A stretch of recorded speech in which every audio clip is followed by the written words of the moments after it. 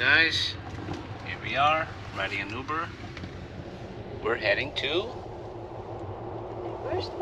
Universal Studios Orlando. What do you say? Yeah? Yeah. And we're going to see I see. Harry Potter. Yeah, and Yeah. Anong mahawlit ang The Simpsons. Sister. That's a. Oh. Magandang pagbati sa inyo mga kaibigan. Salamat po sa pagtutune inyo sa aming channel sa Lumaki sa Amerika. Si Chard po ito at aking pamilya. Dadalhin naman namin kayo sa video na to sa Orlando, Florida Universal Studios. Halina tayo at eto naglalakad na kami dito sa parking area papasok sa Universal City ng Orlando, Florida. So, sa paglalakad na ito, introduce namin na pupuntahan lang namin dito yung mga attraction na hindi namin makita sa Los Angeles Universal Studios. Bagong lahat, sa totoo lang hindi pa kami nakakapunta dito sa Universal Studios sa Florida. Dito wala namang pinagkaiba daw ang attraction maliban sa Men in Black, E.T. at saka pagkaiba ng Harry Potter World. Ang tawag doon ay Gringotts. Yung isang area sa Magical World of Harry Potter ay Gringotts City. Sa pagyapak namin sa loob ng Universal Studio, ang unang namin na-experience ay ang replika ng Hollywood Boulevard ng Los Angeles. At ang kanyang mga warehouses nito, mga studios. Hindi siya ganoon ka detalye parang sa Los Angeles, pero to have an attraction alike dito sa Florida, it feels like you're home. It feels like nasa Los Angeles na kami.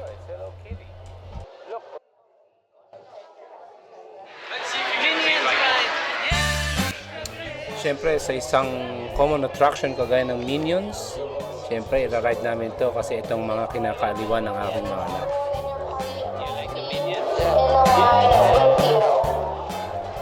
Ang isa lang sa disappoint kami dito sa linya ay hindi nila, ang Universal Studio sa Florida, hindi nila masyadong pinapansin ang disability access.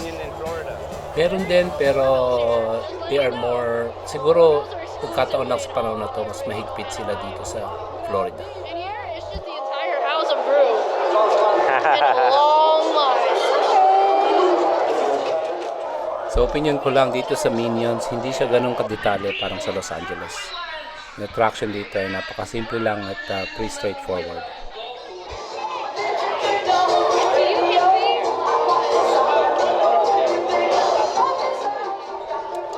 Dahil hindi lang sa ride, kasi pagtapos ng ride sa sayawan, hindi nagpapatalo ang aking baby Rosita.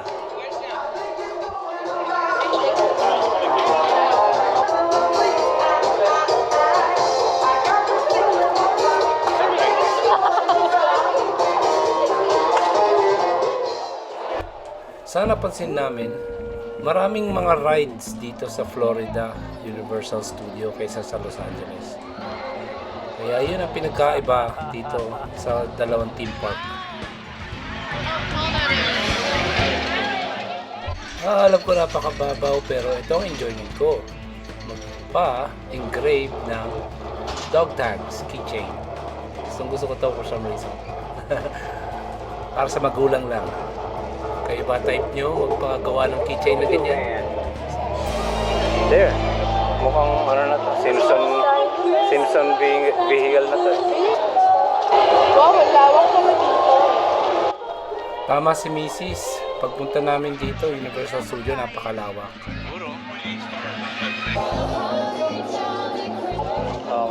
Kung tutuusin, ang Universal Orlando, Florida ay parang mas mukha pang perya kaysa sa Los Angeles. Dito sa Krusty Land, sa Simpson ride, mas gusto ko kasi hindi siya magulo. Kaya sa Los Angeles, medyo magulo ang linya lagi. Dito, very smooth flowing. Siguro hindi lang masyadong popular sa Florida ang Simpson Ride.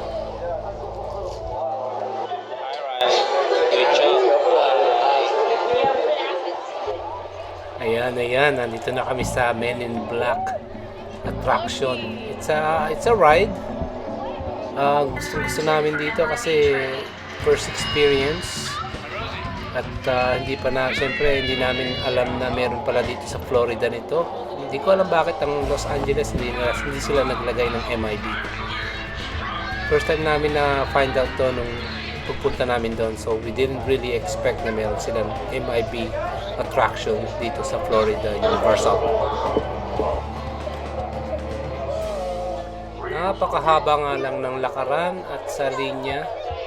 Kagaya ng sinabi ko kanina sa isang ride sa Minions, hindi ko lang kung hindi pinaprioritize sila ang may mga disability dito, pero medyo maigpit at sa iba kami nasa linya naman kami ng disability pero talagang matagal lang.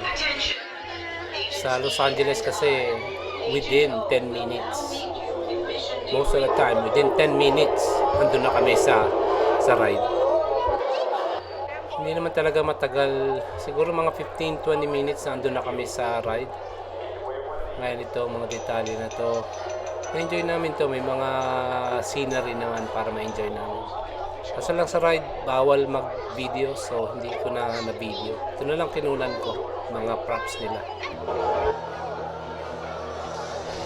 Naisip ko lang naman siguro dahil sa marketing purposes lang, no? Para puntahan ng mga tao. So may mga attraction dito sa Florida na wala sa Los Angeles. Ganun din sa Los Angeles na walang attraction sa Florida. So vice versa. Gaya ng tram, wala silang tram ride dito dahil may mga warehouses pero walang studios.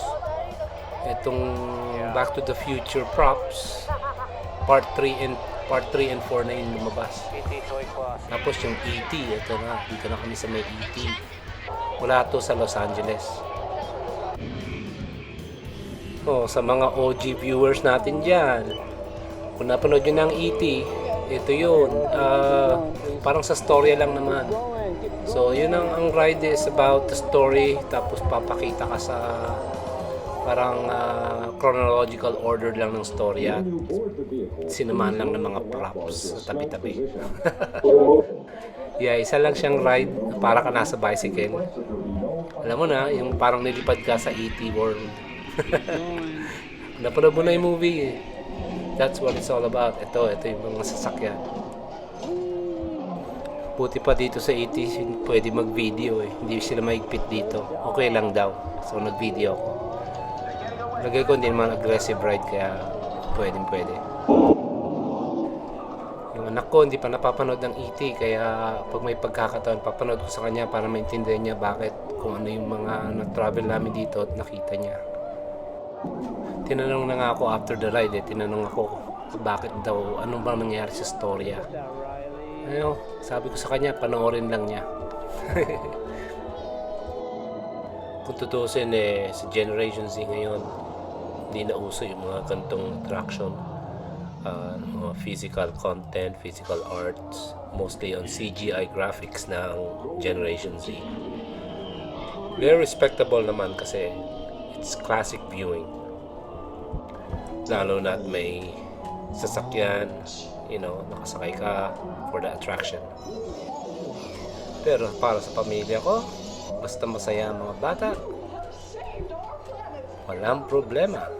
Ito, napakasaya naman ang trip namin sa Orlando, Florida. First time natin dito sa E.T. Ito kahit ako tuwan-tuwa na nakakasakay pa ako sa mga gantong attraction. Kami ng asawa ko, mga bata, maliliit, lalo na siliit ko. Overall, satisfied kami.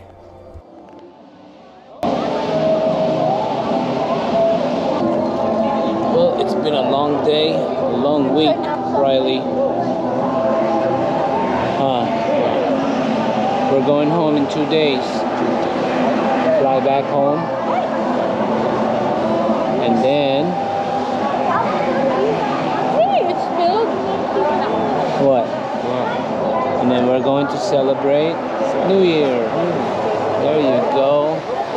So we're gonna call this a night. Maybe we'll do another ride.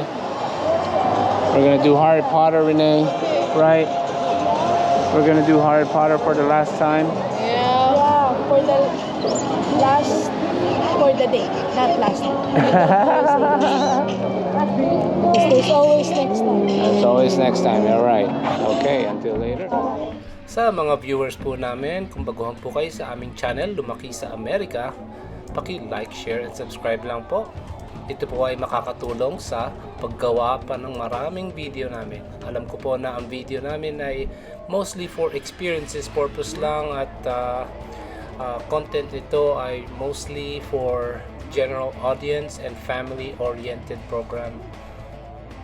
Hopefully makarelate kayo sa mga dami-daming experiences na kagaya nito at sa mga hindi pa nakakarating sa Universal Florida.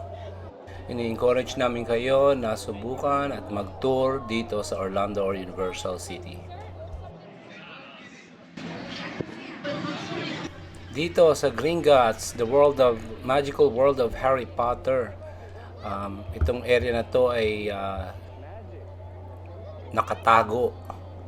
So hindi ko na i-spoil sa inyo ang mga paano hanapin ito. Sigurado naman makikita nyo at pag napuntahan nyo itong lugar na to. Ibang klase siya.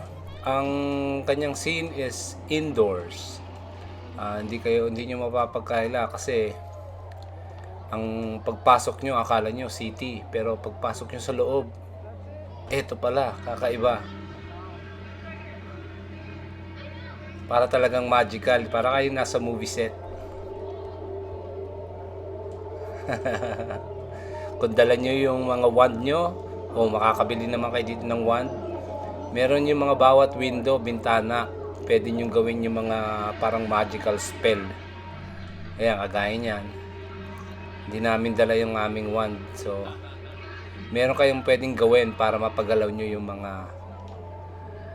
mga props nila sa loob. Dito nga pala sa Gringotts, ito lang yung mga isang area lang to ng Harry Potter World dito sa Florida. Actually, yung talagang attraction may ride.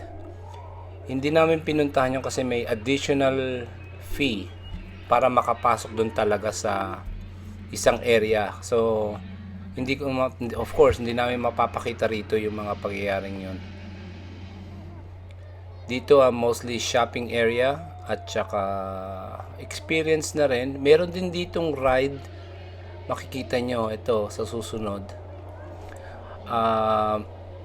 Ito lang ang pinaka-highlight ride at saka syempre for the scenery, yung mga props nila na pinakita sa movie set.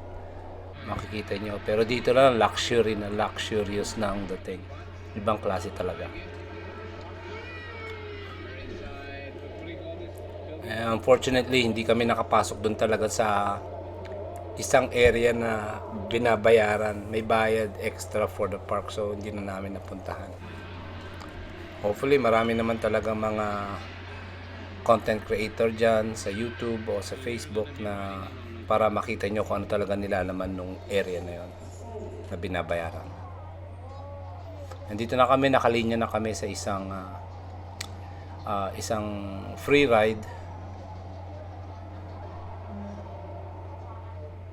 Para siyang sa Disneyland, yung Haunted House of Horror. Anyways, hindi ko mapakita yung ride sa inyo kasi doon pinagbawal na ang video.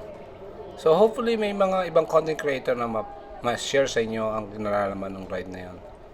Magandang experience, na-enjoy namin. Ito na ang pinaka-last namin sa area at tatapusin na namin ang aming day dito sa park. Sa paglalakad na ito ay naglilibot-libot na lang kami, ni-enjoy ang scenery. Pasko sa araw na to. Feeling Pasko sa araw na to, mga 2 days after na to ng Pasko. Kaya enjoy na lang kami sa paglalakad at sa uulitin. Dito na magtatapos.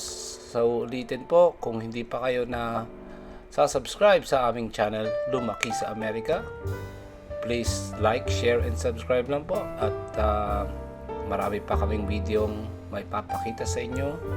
Pag interesado po kayo dito, magtanong lang po kayo, magbigay kayo ng suggestion.